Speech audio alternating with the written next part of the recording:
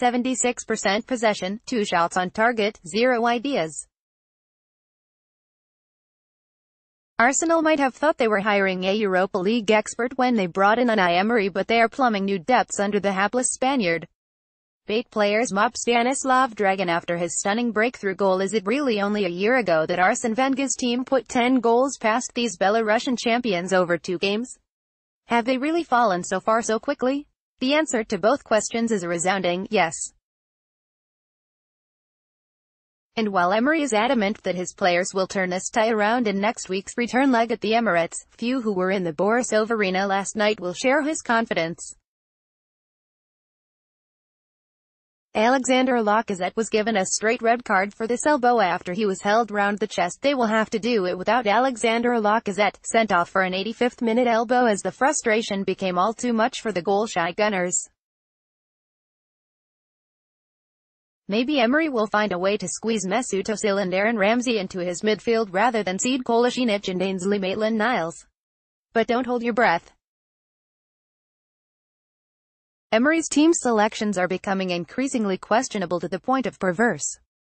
Alexander Lacazette gets sent off for elbowing Filipovic as Arsenal lose to BATE Borisov in Europa League. Petr Cech has little chance as Stanislav Dragun rises at the near post to nod the ball in the far corner. He left Pierre-Emerick Aubameyang and Lucas Torreira, arguably Arsenal's best players this season, on the bench until midway through the second half.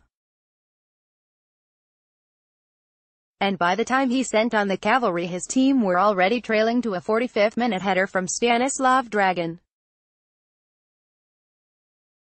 And as much as they huffed and puffed to put things right, there was no way back for a team who are proving that they can muck it up anytime, any place, anywhere. Believe it or not, this was BATE's first game in 2 months, and their first at home since they wrapped up the Belarusian League title for a 9th year running in November.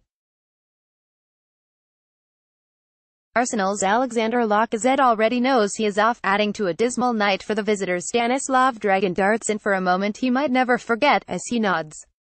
The opener against Arsenal had completed 13 games in all competitions since then, yet still managed to look like the team who hadn't kicked a ball in anger all year.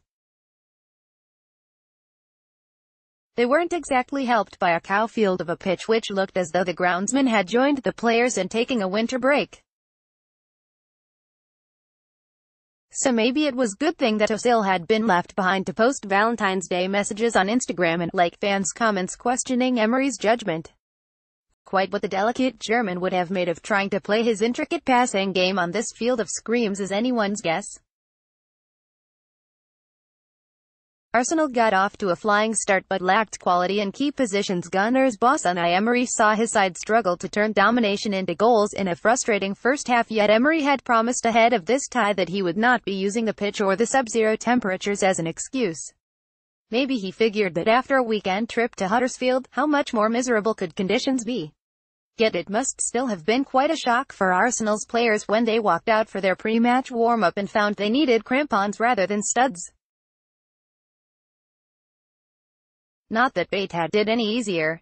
They had prepared for this match with a pre-season training session in Turkey, of all places.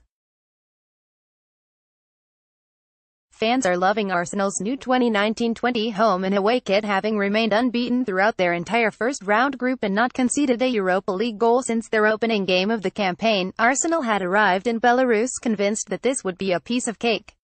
They could have been ahead as early as the second minute when Henrik Mkhitaryan's close-range effort was well saved by keeper Denis Shabitsky.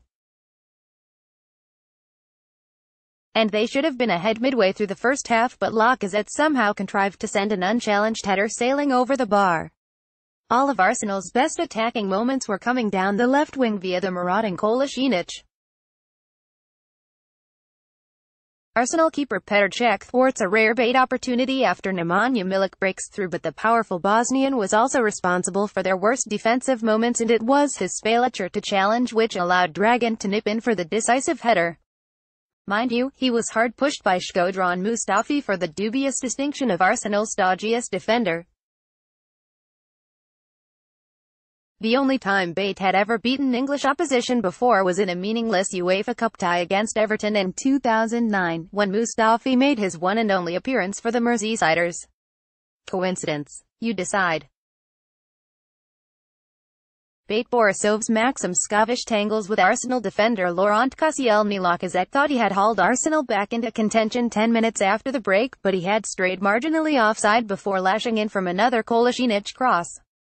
And that was as good as it was to get for the Frenchman before he was shown a straight red card by Serbian ref Srđan Ivanovic for